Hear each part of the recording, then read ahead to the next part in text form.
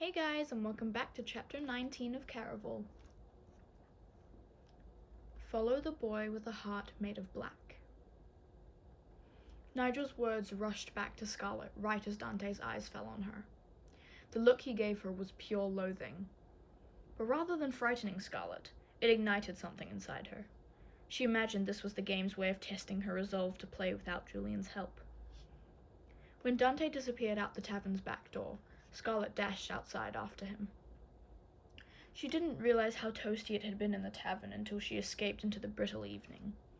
Crisp, like the first bite of a chilled apple, smelling just as sweet, with hints of burnt sugar weaving through the charcoal night air. Around her, the people on the street were as thick as a murder of crows. Scarlet thought she glimpsed Dante slip onto a covered bridge, but once she reached the bridge, it contained nothing but lantern light, and led to a disappointing dead end. All Scarlet found after she crossed it was an alley made of brick walls, and a cider cart manned by a cute boy with a monkey on his shoulder. "Can I interest you in some burnt sugar cider?" said the boy. "It will make you see things more clearly." "Oh, no, I'm looking for someone, with tattoos all over his arms, all black clothes, and an angry look on his face." "I think he might have bought some cider last night, but I haven't seen him tonight. Good luck," called the boy, as Scarlet darted back onto the bridge. Once she reached the other side, she spied a number of young men with untidy black clothes. At this point in the game, everyone was starting to appear a bit ragged around the edges, but no one had arms covered in ink. Scarlet continued weaving through the crowd until she caught sight of someone with what looked like a black heart tattoo heading up a set of emerald stairs a few shops past the glass tavern. Picking up the hem of her skirt, Scarlet rushed to follow her black-hearted boy. She tore up the stairs and onto another covered bridge. But when she reached the other side of the bridge, all she found was another dead end and another cute boy, again with a cider cart and a monkey. "Wait," Scarlet paused. "Weren't you just over there?" She motioned vaguely, no longer quite sure of where over there was anymore. "I haven't gone anywhere all night, but that bridge you just crossed moves quite often," said the boy. He flashed his dimples and the monkey on his shoulder nodded. Scarlet craned her neck back toward the bridge, its lights fluttering as if winking at her. 2 days ago she would have said it was impossible, but now the thought didn't even cross her mind. She wasn't sure exactly when it happened, but she'd stopped doubting the magic. "Are you sure you don't want any?" The boy stirred his cider, sending fresh streams of apple-scented steam into the air. "Oh," Scarlet was about to say no, her standard response, but then she remembered something. "Did you say this would help me to see things more clearly?" "You'll not find a brew like this anywhere else." The monkey on his shoulder nodded again in agreement. A welcome chill raced over Scarlet. What if this was the reason Nigel had told her to follow the boy with the heart made of black? Maybe if she drank the cider, her eyes would be sharp enough to spot the clue she needed. Scarlet snuck a peek at the game's instructions. "Number 4 will cost you something valuable." "What will I have to pay?" Scarlet asked. "Not much. The last lie you told." It didn't seem like much of a price, but even if the cider was not the next clue, it would most likely give her some sort of edge, which she definitely needed. Feeling fortunate she'd taken Aiko's advice in the tavern, Scarlet leaned close and whispered her story about the mermaid fountain. The boy looked disappointed at not being told a juicier lie, but he handed her the cup. Brown sugar and melted butter with hints of cream and toasted cinnamon. It tasted like the best parts of the cold season, mixed with just a hint of heat. "It's delicious, but I don't see anything different." "It takes a minute or two to kick in. I promise you won't be disappointed." The boy nodded a parting goodbye, and his monkey saluted her as he began pushing his cart in the direction of the tricky bridge. Scarlet took another sip of cider, but now it tasted too sweet, as if it were trying to mask a harsher flavor. Something wasn't right. Scarlet's emotions were swirling into messy grays and dull whites. Normally Scarlet saw flashes of color attached to her feelings, but as she watched the boy depart, she could see his skin shifting to ashy gray, while his clothes turned black. Scarlet blinked, unsettled by the image, only to be more disturbed when she opened her eyes once more. Now everything was shades of black and gray. Even the candlelight lining the bridge was foggy gloom instead of golden. She tried not to panic, but her heart beat faster with every step as she crossed back over the bridge and returned to a world no longer full of colour. Caraval had shifted to black and white. Scarlet dropped the cider, buttery gold liquid splashing over grey walkways, the only puddle of bright amid the awful new dull. The boy with the monkey was nowhere to be seen. He was probably laughing at her as he pushed his cart, searching for a new victim. She looked up and found herself near the glass tavern's back exit. Aiko had just stepped outside, her bright dress now charcoal. "You look dreadful," she said. "I'm guessing you didn't catch the young man you were after?" Scarlet shook her head. Behind Aiko, the door to the tavern was closing. Scarlet scanned the inside quickly enough to see Julian had still not arrived, or if he had, he'd already left. "I think I've made a mistake." "Then make it into something better." Aiko strolled down the cobbled street as if the world could crumble around her and she'd just keep going. Scarlet wanted to feel like that, but the game seemed to be constantly working against her, and she imagined it was easy for Aiko, since she was only observing. No one had stolen her sister, or the colour from her world. Scarlet could picture Aiko gliding on air if enough bits of earth fell away. The only thing she held onto securely was the battered notebook in her hand. Brownish green, the colour of forgotten memories, abandoned dreams, and bitter gossip. It was an unattractive thing, yet Scarlet's thought broke off. The journal was in colour! An ugly colour! But in a world made of black and white, it called to Scarlet. Maybe this was how the cider worked. It took away the colours of everything so Scarlet could clearly see the things that really mattered, or find the next clue. Number 4 will cost you something valuable. Nigel's advice really had been clue number 3. After Scarlet followed the boy with the heart made of black, he had led her to the boy with the cider, which had taken away her ability to see colours, costing her something valuable. Her chest now fluttered with excitement, rather than panic. She hadn't been tricked. She'd been given what she needed to find the 4th clue. Scarlet followed as Aiko passed in front of a busy waffle maker. He dipped one of his pastries in the darkest chocolate before passing it to Aiko in exchange for a glimpse at a page in her journal. Carefully, Scarlet tried to take a look as well. Aiko snapped the book shut. "If you want to see what's inside, you'll have to give me something like everyone else." "What sort of something?" Scarlet asked. "Do you always focus on what you're giving up rather than what you'll be gaining? Some things are worth pursuit regardless of the cost." Aiko beckoned Scarlet onto a street lined with hanging lanterns, smelling of flowers and flutes and long-lost love. The road narrowed, a watery canal hugging one side as the other curved around a carousel made of roses. "A song for a donation!" A man in front of a pipe organ held out a thick hand. Aiko dropped something, too small for Scarlet to see, in his palm. "Try to make it pretty." The organist began to play a melancholy tune, and the carousel started to move, spinning slowly at first. If Tella were there, Scarlet imagined she would have hopped up on it, plucked its red roses, and put them in her hair. "Red!"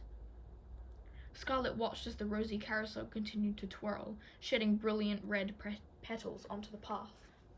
A few landed on Aiko's waffle as well, sticking to the chocolate. Scarlet couldn't tell if her senses were coming back, or if the carousel was somehow important, for at the same moment that Scarlet realized she could see the rich red of its petals, a gentleman with an eye patch walked by. Like everything else, he was painted in shades of grey and black, except for the crimson cravat around his neck.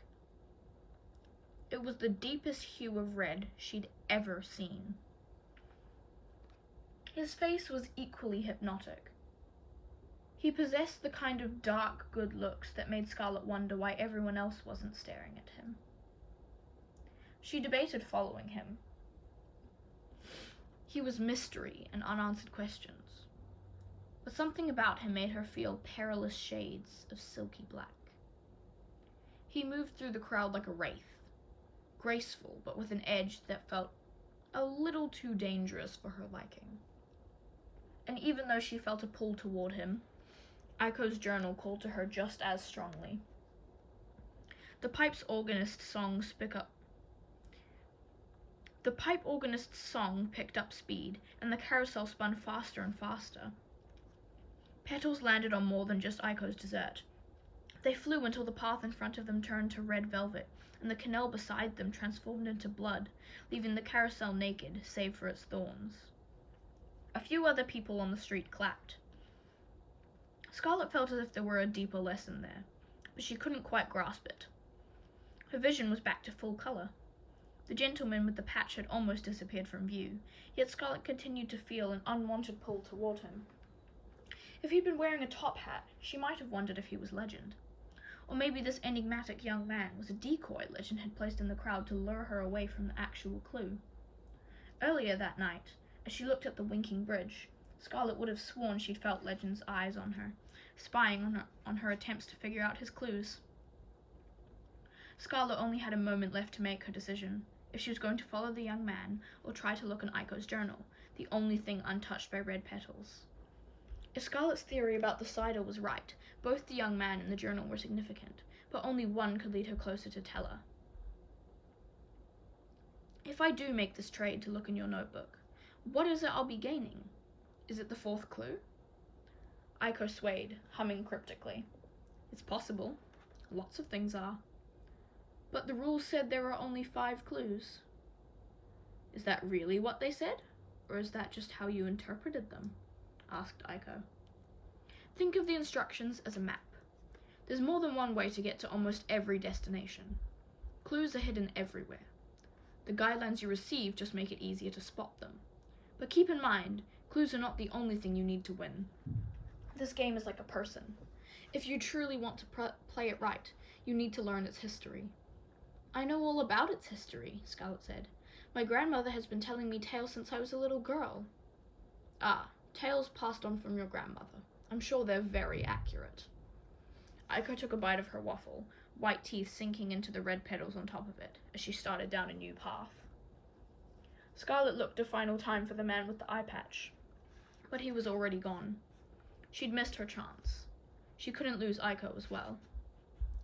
The pretty girl was now in the middle of buying edible silver bells and coin-sized cakes dipped in glitter. As Scarlet followed, she imagined the girl was about to burst from all that she had eaten, but she continued to buy from every vendor who asked her to make a trade. Scarlet discovered Aiko believed in saying yes whenever possible. Conversation paused as she bought confetti candies that glowed like fireflies, a glass of drinkable gold, and everlasting hair dye, for those silver hairs you want to get rid of forever, though Aiko looked far too young for it. So, Scarlet started, as they wove onto a street full of shops with pointy roofs but blessedly free of vendors. She felt ready to make a deal, but she wasn't about to jump into it blind, as she had done before. Caraval's history is written in your notebook. In a manner, Aiko said.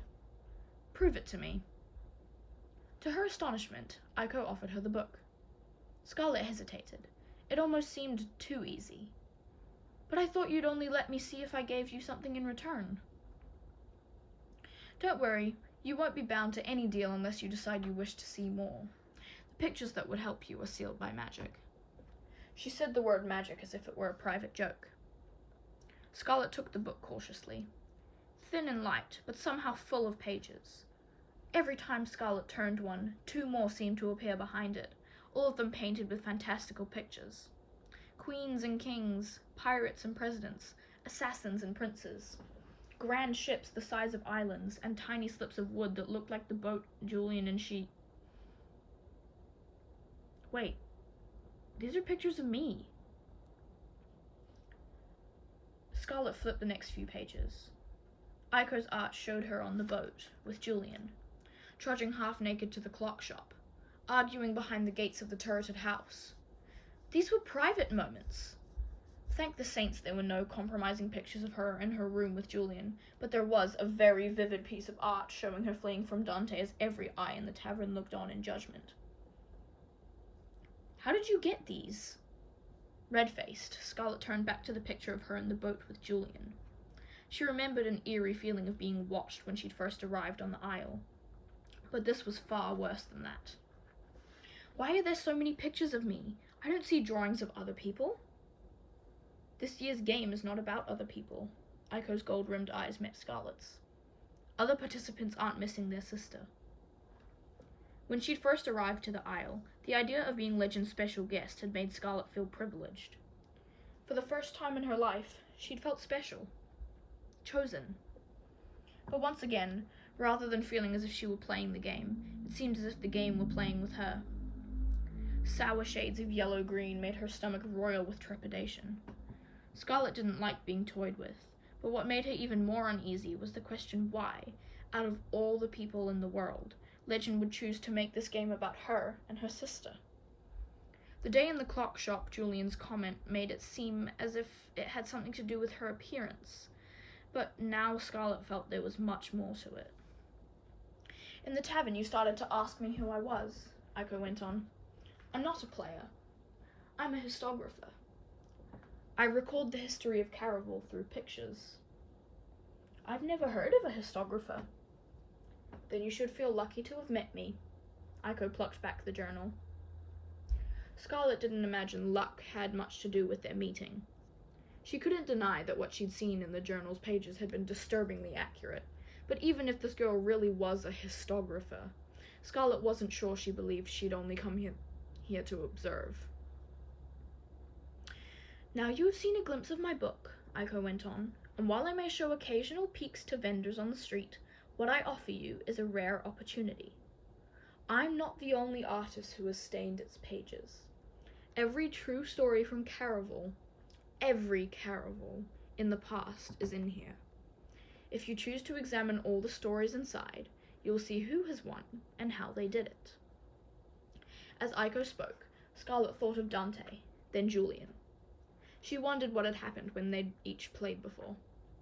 Other stories came to mind as well, like the woman who was killed years ago. Scarlet's grandmother, who'd claimed to have charmed everyone with her purple dress. Scarlet doubted she'd actually find her Nana in the book, but there was one person she did not doubt she would see. Legend. If this book detailed the true history of Caraval, then Legend was certain to be pictured in it. Rupert, the boy from the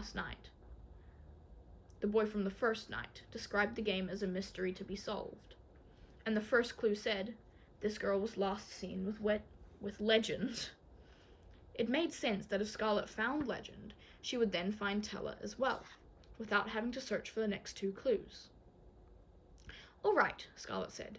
Tell me what you want for another look in the journal. Excellent. Aiko appeared to sparkle a little more than usual. She guided Scarlet past a button-lined path leading to a hatter and haberdashery shaped like a top hat. Then she stopped in front of a dress shop. 3 stories high, made of all glass to better display brightly lit gowns in every material and shade. The color of late-night laughter, early morning sunshine, and waves crashing around ankles. Each gown seemed to speak of its own rare adventure, with unique prices to match. The thing you regret the most, your worst fear, a secret you've never told a soul. One dress only cost a recent nightmare, but it was plum, the one color Scarlet couldn't stand to wear. That's your price. You want me to buy you a dress? No, I want you to purchase 3 dresses for yourself, one for the next 3 evenings of the game. Aiko pulled open the door, but Scarlet did not cross the threshold. A funny thing happens when people feel as if they are paying less for something than they ought. Suddenly the worth goes down.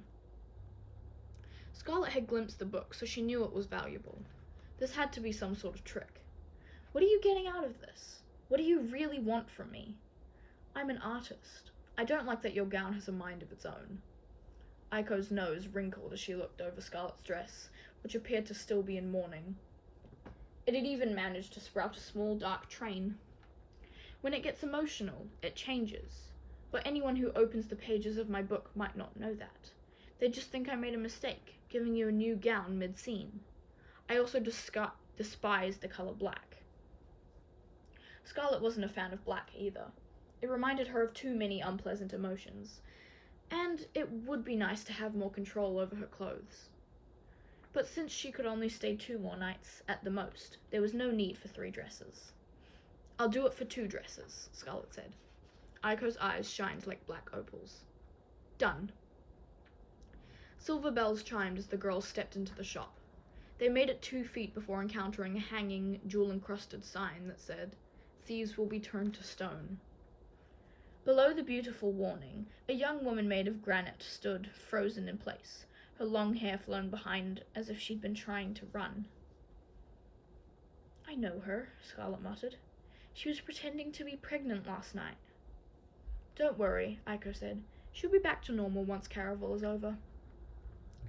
A piece of Scarlet felt as if she should pity the girl, but it was overshadowed by the thought that Legend had a sense of justice, after all. Beyond the granite girl, every creation in the shop glimmered with Caraval magic, even the garish ones that looked like parrot feathers, or holiday packages with too many bows. Teller would adore this, thought Scarlet. But it seemed the enchanted dress Scarlet wore didn't like the shop at all. Every time she selected something, her gown would shift, as if to say, "I can look like that too." Finally, she settled on a gown of cherry blossom pink, oddly reminiscent of the first garment her magical dress had formed into. Full of tiered skirts, but with a bodice lined in buttons instead of bows. At Aiko's insistence, she also chose a more modern, corsetless gown. Sleeves that dipped off her shoulders, attached to a sweetheart neckline lined with champagne and pale orchid beadwork, the colors of infatuation. The ornamentation grew denser as it trailed down a slightly flared skirt, which ended in a graceful train that was very impractical but terribly romantic. "No returns or exchanges," said the shop girl, a shiny-haired brunette who looked no older than Scarlet. She made her statement without emotion, yet as Scarlet stepped closer, she had a prickly sort of feeling that told her she'd reached the point in the game that marked no returns as well. In front of her, a pincushion, along with an equal-arm brass scale, sat on the edge of a polished mahogany counter. The scale's pan for the goods was empty, but the tray for weights contained an object that looked disturbingly close to a human heart. Scarlet had an alarming vision of her own heart being taken from her chest and placed on the empty pan. The shop girl continued, "For the dresses, that will be your worst fear and your greatest desire. Or you can pay using time." "Time?" Scarlet asked. "We're having a deal. Tonight it's only 2 days of your life per dress." The brunette spoke matter-of-factly, the same as if she were asking for ordinary coins. But Scarlet felt sacrificing 4 days of her life was no simple matter. She knew she shouldn't have been keen to give up her secrets, either, but her fear and desire had been used against her already. "I'll answer your questions," Scarlet said. "When you're ready," the shopgirl instructed, "remove your gloves and hold the base of the scale." A few of the shop's other patrons pretended not to watch, while Aiko looked on eagerly from the edge of the counter. Scarlet wondered if this was perhaps what Aiko was really after. Of course, if she'd been watching Scarlet, she should have already known her answers. Scarlet took off her gloves. The brass felt surprisingly warm and soft under Scarlet's fingers. Fleshy, almost as if it were a living thing. Her hand grew clammy and the surface grew slick. "Now, say your greatest fear," the shopgirl prompted. Scarlet cleared her throat. "My greatest fear is that something bad will happen to my sister and I won't be able to protect her." The brass scale creaked. Scarlet watched with marvel as the chains shifted and the side containing the heart slowly rose while the empty pan mysteriously lowered until the two were perfectly even. "It's always nice when it works," said the shopgirl. "Now, let go." Scarlet did as instructed, and the scale reset, returning to an unbalanced state. "Now grab hold again and tell me your greatest desire." Scarlet's hands didn't sweat this time, though the scale still felt too alive for her liking. "My greatest desire is to find my sister, Donatella." The scale shook. Chains rattled gently, but the side with the heart remained firmly weighed down. "There's something wrong with the scale," Scarlet said. "Try again," said the shopgirl. "My greatest desire is to find my younger sister, Donatella Dragna." Scarlet squeezed the stem of the scale, but it made no difference. The empty pan and the heart both remained unmoved. She squeezed harder, but this time the scale didn't even wobble. "All I want is to find my sister." The shopgirl grimaced. "I'm sorry, but the scale never lies. I'll need another answer, or you can pay with 2 days of your life." Scarlet turned to Aiko. You've been watching me. You know finding my sister is all I want. I believe it's something you want, Aiko said.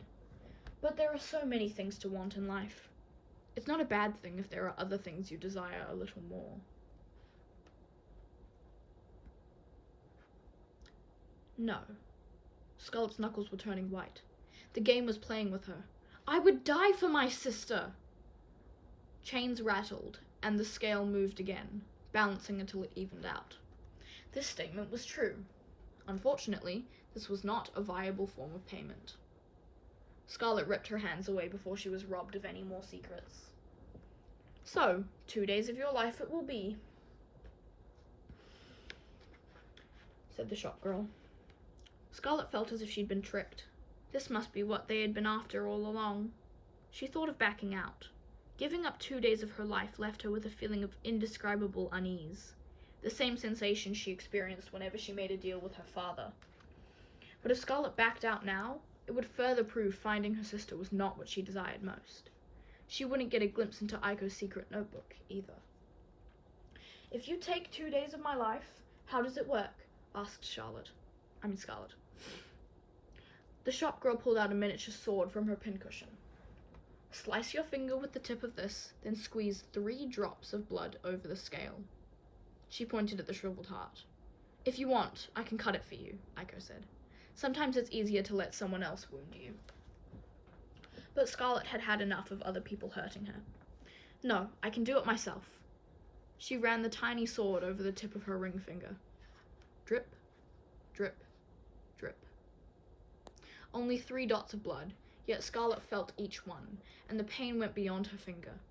It was as if a hand dug nails into her heart and squeezed. Is this supposed to hurt? A little lightheadedness is normal. You didn't expect losing 2 days of your life to be painless, did you? The shop girl laughed as it were a joke. I'll let you take the button dress now, she went on, but the beaded gown won't be delivered until 2 days from now, once your payment is fulfilled. After that... Wait, Scarlet interrupted. Did you just say you want my debt paid now? Well, it's not going to do me any good next week once the game is over, is it? But don't worry, I won't take the full payment until the sun is up, which gives you enough time to get somewhere safe. Somewhere safe? I think there's been a mistake. Scarlet gripped the edges of the counter. Was it just her imagination, or had the heart in the scale started beating? I thought I'd lose 2 days at the end of my life. How should I know when your life is going to end? The shop girl chuckled, a harsh sound that seemed to make the world quake beneath Scarlet's feet. Don't worry, as long as nothing happens to your body, you'll come back to life at dawn on the 18th just fine. That was only 2 days before her wedding. Scarlet fought against a new surge of panic.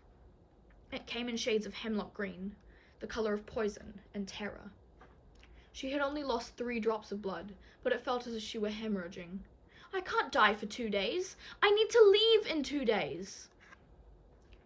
If Scarlet died now, she'd never be able to find her sister and make it home in time for her wedding.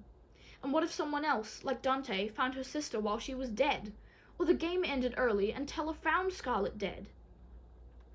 The field of Scarlet's vision was narrowing, going black around the edges.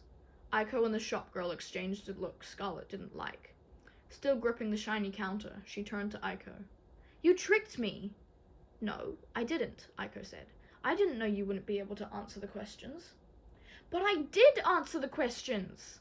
Scarlet tried to yell, but the effects of her trade were growing stronger, dulling her senses, making the world feel thicker while she felt thinner. Powerless. What happens if someone harms my body? Aiko grabbed Scarlet's arm to steady her as she swayed. You need to get back to your inn. No! Scarlet tried to protest. She couldn't go back to the Serpent. It was Julian's day to use the room. But now Scarlet's head felt like a balloon, trying to detach from her shoulders. You need to get out of here. The shop girl cast a sharp glance at Scarlet.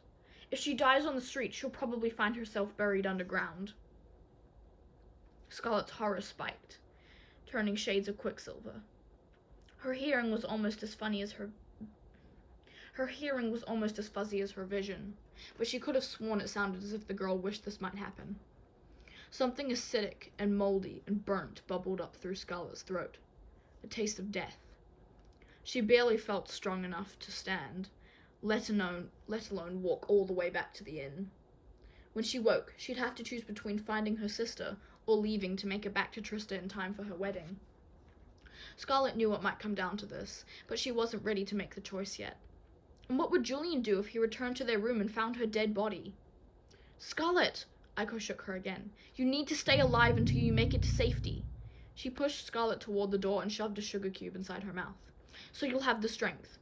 Don't stop walking, no matter what." Scarlett's leaden legs quaked with lines of sweat. She could barely stand. She wouldn't make it back.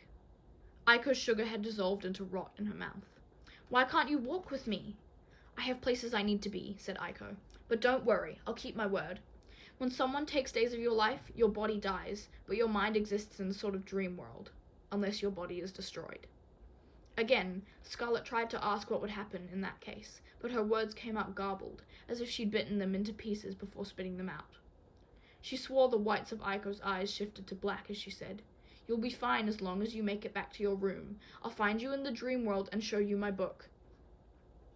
"But," Scarlett swayed, "I usually forget my dreams."